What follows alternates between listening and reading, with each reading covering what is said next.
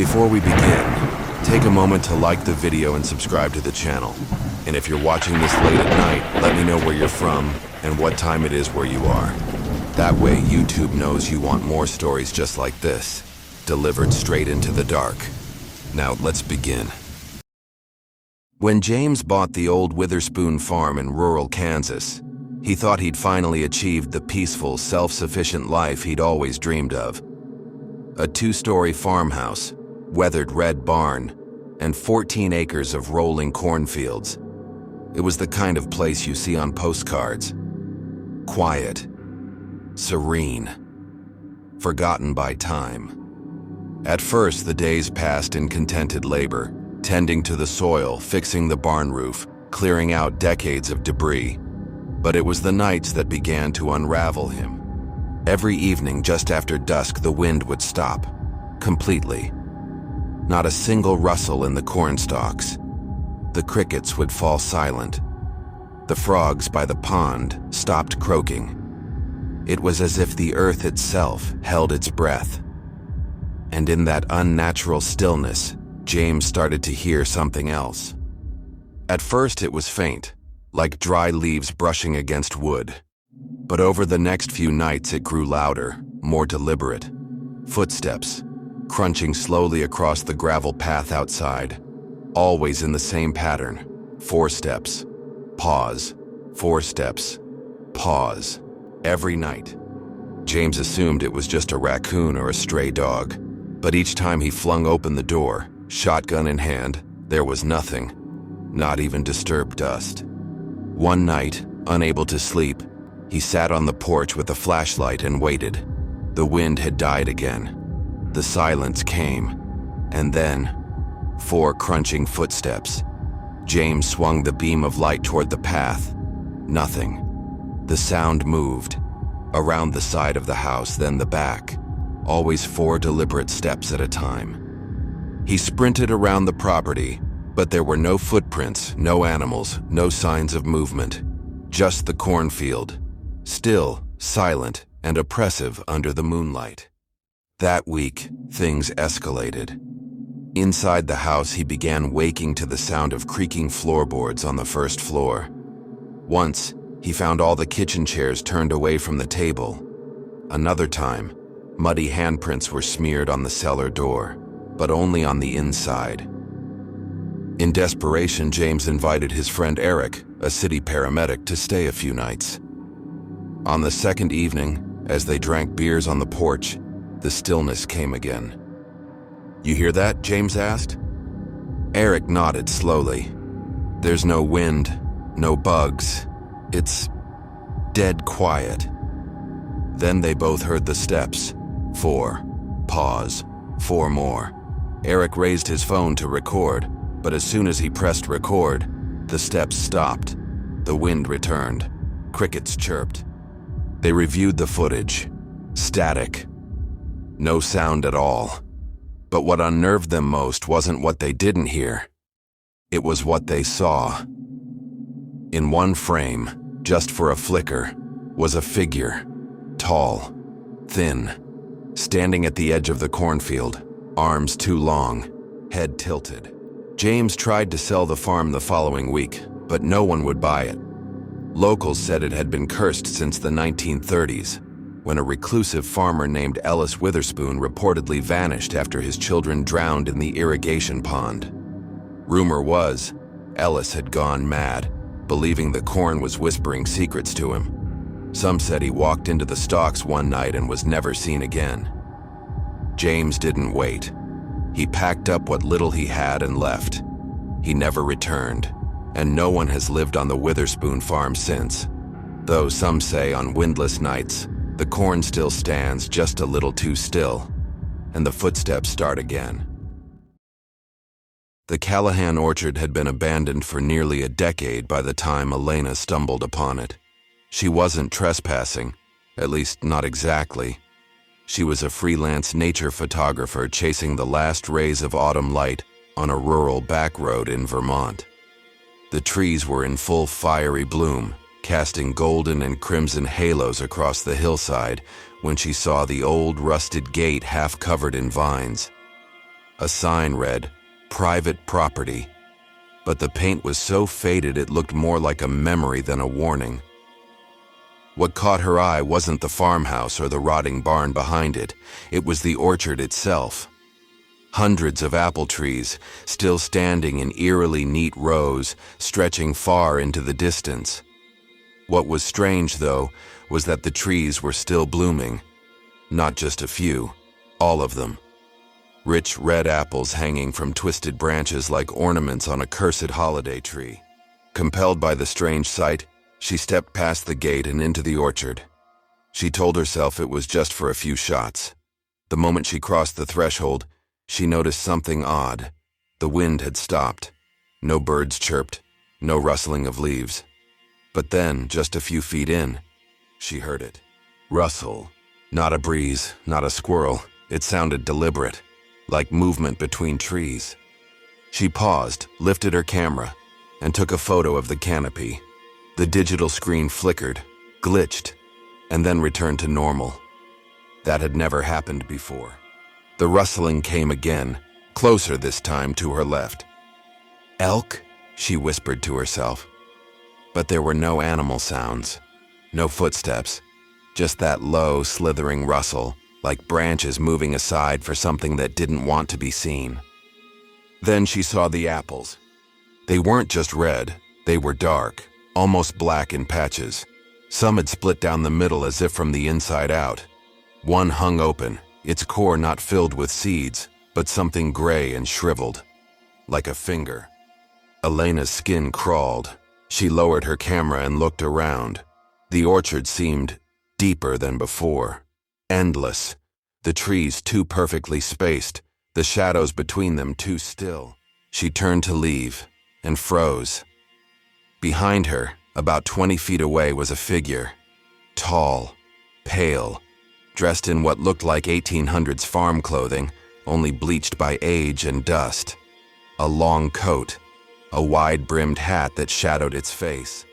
"Sorry, I didn't mean to trespass," she stammered. The figure said nothing. "I'll leave now," she whispered, heart thudding. She blinked, and it was gone.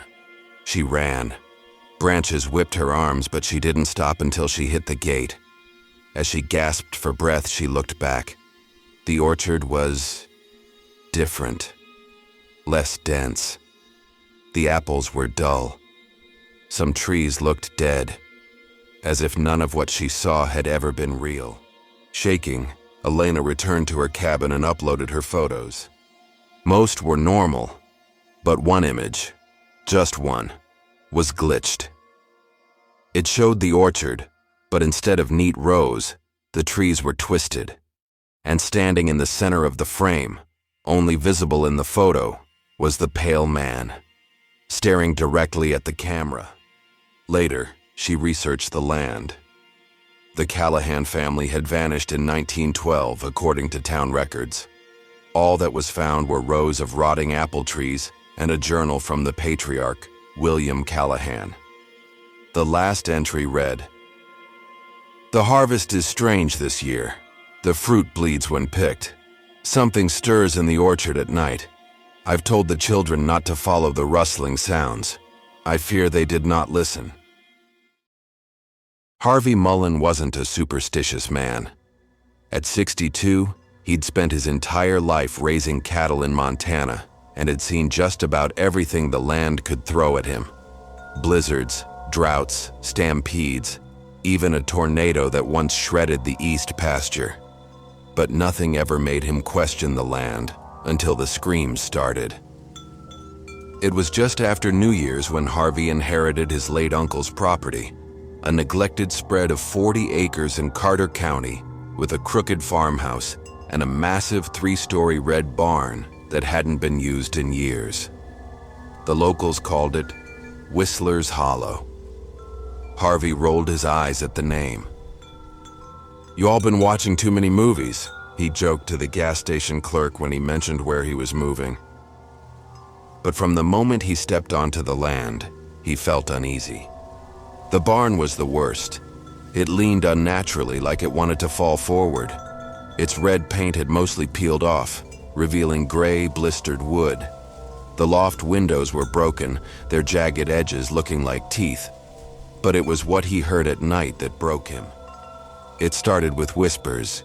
He'd be in bed, half asleep, when he'd hear a shushing sound, like someone trying to calm a frightened child. Then came a high-pitched wheeze. Then, the scream. Not an animal, not wind. It was human, pained, prolonged, like someone being tortured just beyond the tree line. Every night, at exactly 2:13 a.m., the scream would echo from inside the barn. Harvey tried to rationalize it. Owls, coyotes, even a mountain lion. But no animal screamed like that. It was too intentional. He boarded up the barn doors, nailed them shut, but the sound never stopped.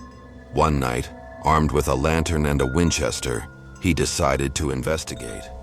The moment he stepped into the barn, the temperature dropped. He could see his breath, and it was mid-April. The animals refused to go near it. His dog Rufus whined and refused to leave the porch. Inside, the barn was cavernous. Dust floated in thick beams of moonlight. The smell was old, not just hay or wood rot, but something sour like spoiled meat. The loft creaked above him. Then he heard it. Footsteps, slow, measured, coming from the rafters. "Who's up there?" he called. Silence. Then from the darkest corner of the loft, a figure emerged, barefoot, thin, wearing a torn burlap sack over its head. It dropped to the floor below without making a sound. Harvey froze. It didn't walk. It drifted. Its arms didn't move. It came closer until it was just inches from him, the sack moving as if the thing underneath was breathing fast. Then, in a voice that didn't sound like it came from a throat, it said, "He screamed too." Harvey blacked out. He woke up on the barn floor, alone. The sun was rising and the air had returned to normal, but there were scratches on the inside of the barn door, like fingernails trying to claw out. He moved back to Billings that day. Years later, he found out that in 1949, a man named Ezra Clay, a preacher turned farmer, lived on that land. He believed the barn was haunted by unclean spirits. Witnesses claimed he locked his own son in there for days to purge the devil. The boy was never seen again. People said Ezra lost his mind, was arrested, and later died in an asylum, but no one ever reopened the barn, and no one, Harvey swore, should ever try. The Wilkins family farm sat on a lonely stretch of dirt road in southern Missouri, surrounded by rolling fields of corn and silence. It had been in the family for 3 generations, passed down like a burden more than a gift. Life was quiet, simple, until the scarecrows started moving. It began with small things. Caroline Wilkins, the youngest daughter at 17, was the first to notice. One evening in late August, she stood at the kitchen sink doing dishes and glanced out the window toward the cornfield. The scarecrow was facing the road as always, arms out, hat tilted, flannel shirt faded by sun and rain. But the next morning it was facing the house. Her father, Robert, blamed the wind. Caroline wasn't so sure. Over the next few weeks, she kept watching. Each day, the scarecrow had shifted. Slightly, always just enough to seem explainable. A head tilt, an arm drooping, a twist at the waist. But by the 3rd week, it was no longer standing in the same spot.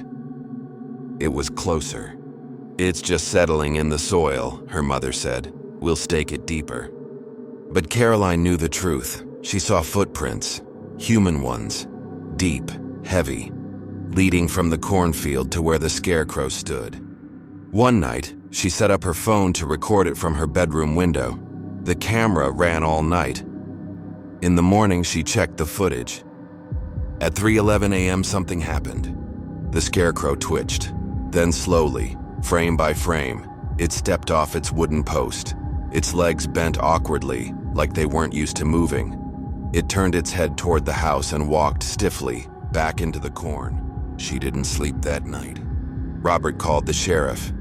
They searched the fields, found nothing. No prints, no signs of tampering. The Scarecrow was back on the post by morning, as if mocking them. That afternoon, Caroline decided to destroy it. She grabbed a shovel and approached the figure. Up close, it looked different. The clothes were the same, the faded flannel, the old jeans, but the smell was new. Rot, wet dirt, and something else. Metallic, like blood. She swung the shovel hard. The Scarecrow's head came off, but not easily. Beneath the straw and burlap sack, something heavy thudded to the ground. It was a skull. An actual human skull, partially decayed, eyes hollow and wide. She screamed, dropped everything, and ran. Her parents thought she was hysterical until the sheriff arrived and dug up the rest. What they found was a full human skeleton, posed like a mannequin, dressed like the Scarecrow, its bones wired to hold shape.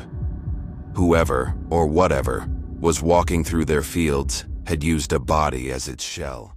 The body was identified as Calvin Miles, a drifter who'd gone missing 5 years earlier. He'd been arrested multiple times in nearby counties, always for trespassing and vandalizing farms. There was even a police report claiming he tried to take over someone's Scarecrow, insisting the fields needed a real watcher. He was declared mentally unstable and disappeared before trial. The Wilkins family left the farm that fall. Caroline never returned, but sometimes she still dreams of the cornfield. And in her dream, she sees the Scarecrow again, standing at the edge of the field, and smiling. On the edge of Nebraska's sandhills, where the land rolls like frozen waves and the sky feels close enough to touch, sat the Reynolds Ranch. The family had been raising Black Angus cattle for generations. Nothing ever changed on that land until the lights came. It was a calm September night when Aaron Reynolds, the youngest of the family and a recent college dropout, first noticed them. He was checking the perimeter fences on a quad bike, a task he'd done hundreds of times before. But this night was different. Halfway through the west pasture, he noticed the cows were huddled together, not grazing, not lying down, just still, silent, all facing the same direction. Aaron turned and saw it. Above the southern fence line, hovering maybe 30 feet off the ground, was a light. No flickering, no sound. Just a perfectly round sphere of dull, bluish glow. It moved slowly, drifting across the pasture like it was surveying. He killed the engine and reached for his phone, but the screen glitched, then shut off. The quad bike's lights dimmed. The cows didn't move. Even the wind seemed to pause. Then the light disappeared, gone in an instant like it had blinked out of existence. Aaron returned to the house pale and shaken. His father dismissed it. Lightning ball, heat stress, you're tired. But Aaron knew what he saw. That was just the beginning. Over the next few nights, the family noticed strange things. Cows found dead in the field, with no signs of struggle but organs surgically removed. Always the same pattern. Eyes, tongue, and soft tissue gone. No blood, no tracks, no predators. Then came the sound. It happened at 2:47 a.m. every night. A low-frequency hum, like a giant tuning fork buried beneath the soil. It made the windows rattle. It made the dogs bark uncontrollably. It made Aaron's nose bleed twice. They installed motion sensor cameras around the perimeter. But every morning, the memory cards were wiped clean. Blank. Not corrupted. Erased. One night, Aaron decided to hide in the north barn with a thermal camera and wait. At exactly 2:46 a.m., the temperature plummeted. Breath turned to fog. The cattle began to groan. Not moo, not bellow, but groan, like in pain or fear. Then the hum began. Aaron peeked through the slats and froze. Above the center of the field was not one, but 3 lights, each pulsing slowly in perfect unison. The cows parted, forming a circle beneath them. And then, one of them rose into the air. No noise, no struggle, just levitated, legs dangling into the blue light until it vanished completely. Aaron ran. He didn't tell his parents that night. The next morning, the missing cow was back, standing exactly where it had been lifted. But something was wrong. It didn't move. Its eyes were glassy, and when they touched it, it collapsed. Hollow, like it had been emptied from the inside out. That was the last straw. The Reynolds family sold the ranch within the month. Aaron never went back, but he's part of a support group now, made up of other ranchers from around the Midwest, people who have seen the lights, heard the hum, lost cattle. And every one of them agrees. They're not here for the land. They're here for what lives on it. If you made it this far, thank you for spending your night with us. If these stories gave you chills, there's plenty more waiting. Don't forget to subscribe to Night Fear Stories for new terrifying tales every single night. Sleep well, if you can.